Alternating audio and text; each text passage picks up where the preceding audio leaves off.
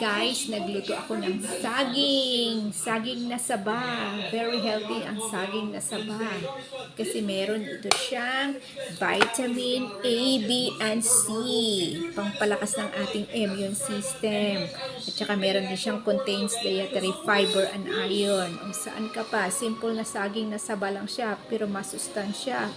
Healthy. Makakabusog pa. O matibay ang busog sa saging. Kaya pwede na rin walang kanin basta may saging na saba. O see, maglaway-laway tayo sa mga gusto ng saging. Pagkain bukid pero masarap. Saging.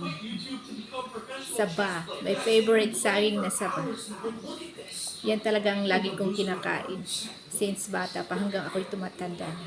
Thank you for watching! Sabay-sabay tayo kumain ng saging.